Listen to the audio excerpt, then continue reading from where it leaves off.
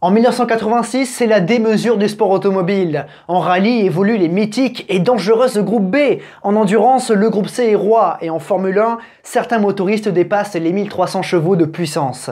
Jamais les F1 n'ont été aussi performantes et quelques-uns des plus grands pilotes de l'histoire se battent pour le titre. 4 pilotes qui font de cette saison l'une des plus incroyables de la F1. Le Grand Prix d'Espagne fut l'un des plus serrés de l'histoire et les pilotes et les équipes arrivent avec des inquiétudes à Imola pour la 3e manche de la saison. Si vous n'avez pas vu les épisodes précédents, je vous invite à les visionner pour bien comprendre le contexte.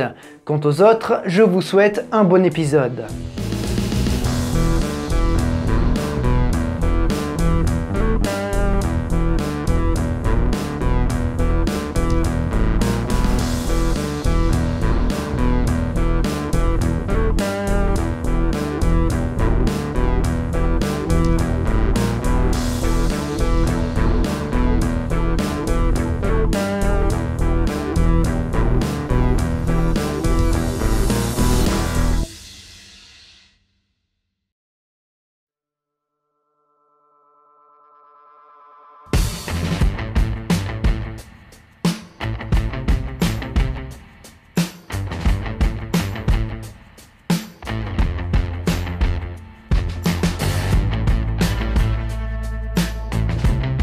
Je me répète, mais le monde de la Formule 1 arrive à Imola avec beaucoup d'inquiétudes sur la consommation. Et ouais, c'est un circuit qui est vraiment très gourmand sur le carburant. En 84 et 85, plusieurs voitures ont eu des soucis de consommation. En 85 justement, 6 pilotes sont tombés en panne dans les derniers mètres de course et Thierry Boutsen a même franchi la ligne en poussant sa voiture, ce qui lui a permis de terminer 2e sur tapis vert après la disqualification d'Alain Prost qui avait pourtant dominé comme en 84. Le Français fait office de favori ici à Imola. Après 2 courses plutôt mitigées, que Prost a bien négocié malgré tout, ça reste un abandon au Brésil et une petite 3e place à Jerez. Alors Alain espère vraiment lancer sa saison ce week-end. Il faut dire aussi qu'Alain est un excellent gestionnaire, il n'y a pas de doute là-dessus, mais le champion du monde en titre s'agace comme ses collègues. Et oui, faire la course en sachant qu'il faut lever le pied dès le premier tour, c'est pas vraiment la meilleure façon de faire de la Formule 1. Alain s'agace aussi en interne car il espérait plus d'aide venant de son nouvel équipier Keke Rosberg. Le Finlandais se la joue individualiste. Mais de l'extérieur, on apprécie l'agressivité du champion 82 qui offre un petit peu de spectacle.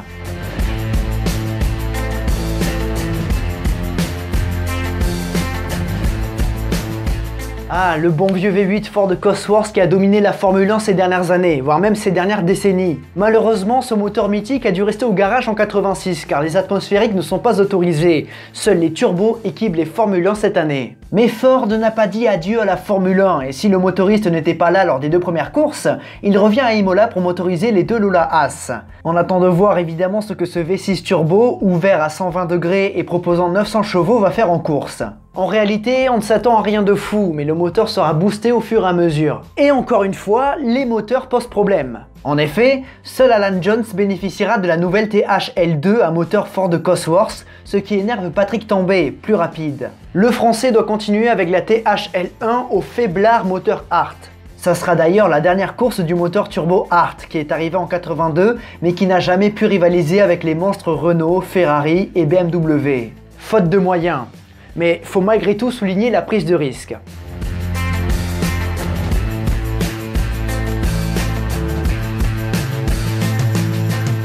À Imola, les nouvelles de Franck ne sont pas bonnes. Quelques semaines après son terrible accident de la route, l'Anglais n'a toujours pas retrouvé de sensation au niveau de ses jambes. La tétraplégie est une triste mais forte probable issue. En attendant, Patrick Head et Peter Windsor assurent l'intérim, sans oublier sa femme Virginia. Chez les Allemands de chez Zakspeed, on aligne une 2e voiture pour le néerlandais Hub Rottengatter.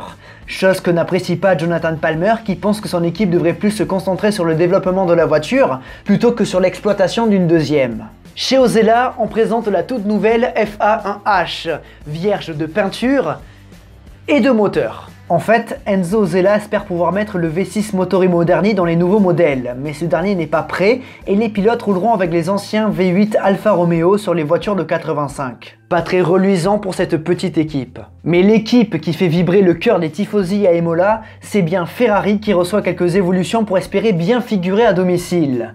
Toujours du côté des Italiens, les deux pilotes Brabham sont inquiets et ne s'attendent pas à grand chose. En outre, la guerre des pneus entre Goodyear et Pirelli se poursuit. Les manufacturiers de pneumatiques donnent tout pour faire évoluer leur gomme pour prendre l'ascendant sur l'autre. Et pareil du côté de l'essence où la guerre entre les fournisseurs se poursuit. Et dans cette période vraiment tendue niveau consommation, c'est très important.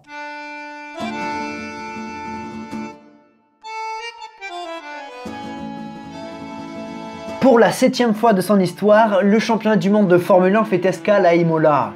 Après avoir accueilli le Grand Prix d'Italie 80 lorsque Monza était en rénovation, le Grand Prix de Saint-Marin a vu le jour en 81. Un circuit technique et vallonné apprécié des pilotes même si, comme je l'ai dit juste avant, la consommation inquiète.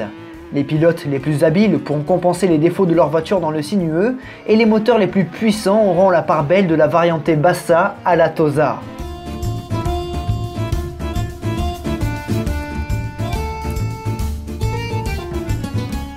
Pour la 3e fois cette saison et la 4e fois consécutivement, Ayrton Senna décroche la pole position, sa 10e en carrière. Mais la Lotus a surpris beaucoup de monde en crachant des étincelles en essai libre en qualif.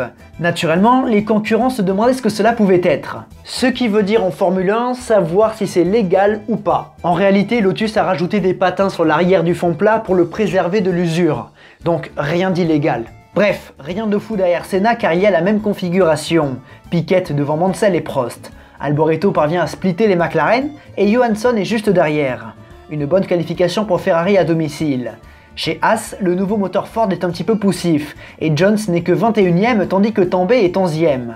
Jacques Laffite est englué dans le peloton. La première Brabham est celle de Riccardo Patrese à la 16e place. Alessandro Nannini réalise une qualification honorable pour Minardi à la 18e place. Le débutant Rottengatter parvient à se qualifier devant les deux Osella à l'agonie.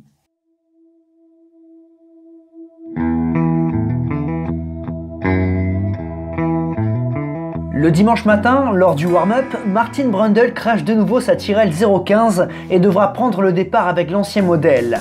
Il pleut en ce dimanche, ce qui n'empêche pas les tifosi de répondre présent pour soutenir les Ferrari. Le départ est donné et Alboreto a une excellente impulsion et tente de passer entre Prost et Mansell, mais le chemin se referme. Dommage. Le Français, lui, est parvenu à dépasser la Williams. À fond dans Tamburello et Villeneuve en direction de la Tosa, et dans cette longue pleine charge, Piquet prend la tête à Senna. Rosberg a lui pris un bon départ car après avoir doublé Alboreto, il prend Mansell à l'épingle. Derrière, Alessandro Nannini sort de la piste avec sa Minardi.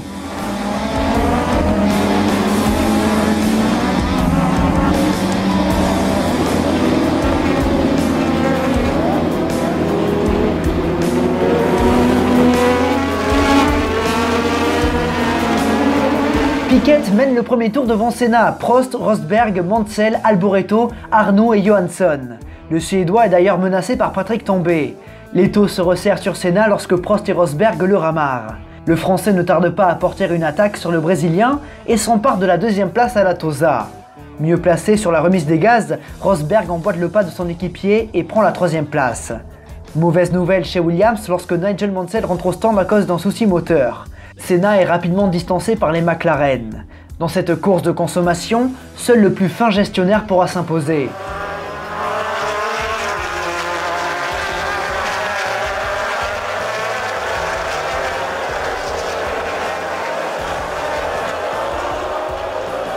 L'économie, Rosberg n'aime pas ça. Le Finlandais fait parler son agressivité en prenant la 2e place à son équipier. Derrière, les Benetton remontent sur un Johansson en difficulté. Fabi passe au 6e tour et Berger au tour suivant. Rebondissement au 11e tour lorsqu'Ayrton Senna abandonne sur problème de roulement. C'est l'abandon pour le leader du championnat. À l'image des deux Ferrari en 82, les deux McLaren ne se lâchent pas et Prost maintient la pression sur son équipier.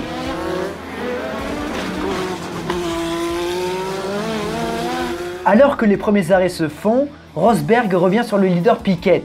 Le trio de tête fond sur le retardataire Johansson. Voilà qui doit faire mal aux tifosi. Piquet ne se fait pas piéger et garde la tête. Mais la bataille ne dure pas plus longtemps car le Brésilien rentre au stand. Alors en tête de course, Rosberg se fait contester sa place par Prost qui tente une attaque à la Tosa, mais le Finlandais bloque. Le Français répond donc en passant au stand. L'arrêt de la McLaren est bien plus rapide que celui de chez Williams et Prost regagne la piste devant Piquet. Quelques instants plus tard, c'est au tour de Rosberg de passer au stand.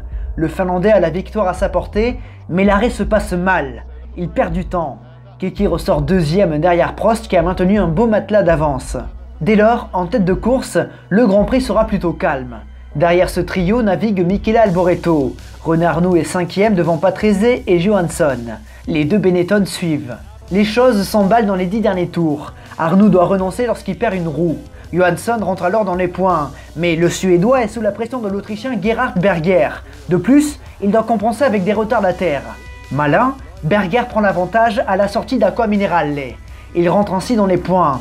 Cette 6e place se transforme en 5e lorsqu'Alboreto est victime d'un problème de turbo à 4 tours du but. Les problèmes continuent car à 3 tours de l'arrivée, c'est Keke Rosberg qui est au ralenti et abandonne. Panne d'essence. Même chose pour Patrese. Bilan, Gerhard Berger tient son tout premier podium en F1. Les problèmes de consommation continuent de frapper car maintenant, c'est Alain Prost qui est au ralenti dans le dernier tour. Le Français est en train de déjauger alors qu'il lui reste que quelques centaines de mètres à faire. Il donne alors de grands coups de volant pour récupérer les dernières gouttes d'essence. Berger, qui est juste derrière, freine pour ne pas dépasser le Français et ainsi s'économiser un tour. Alain Prost parvient à relancer brillamment sa machine et franchit enfin la ligne d'arrivée. Il remporte son premier Grand Prix de la saison et se range immédiatement à la sortie des stands. Nelson Piquet, lui aussi en difficulté, termine 2e et Berger 3e. Il décroche son tout premier podium de Formule 1 ainsi que le premier de la nouvelle équipe Benetton. Pas mal pour des vendeurs de fringues. But in spite of that, you still ran out of fuel on the last lap. What was going through your mind then? You know, I was very confident about the computer because this computer was not working very well in Spain, and just before start we set up the computer very pessimistic. So Bosch people and TAC Bosch people told me that I could run until 0, and I had 3 liters advance. So I was very confident. I said no problem, I can even do 1 lap after the finish line just to say hello to the crowd.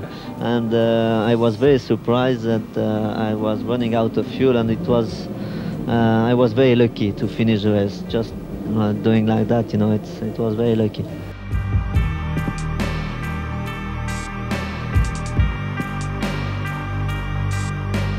D'une certaine façon, Imola a tenu toutes ses promesses. Celle d'un Grand Prix à l'usure et à la consommation. Et encore une fois, seule une poignée de voitures a franchi la ligne. Ils sont 4, et seulement 6 à être classés. 5e et 6e, on retrouve Keke Rosberg et Riccardo Patrese qui n'ont même pas terminé la course. Enfin, ils ont été classés mais ils n'ont pas franchi la ligne. La 2e place de Piquet lui permet de revenir en tête du championnat à égalité avec Senna.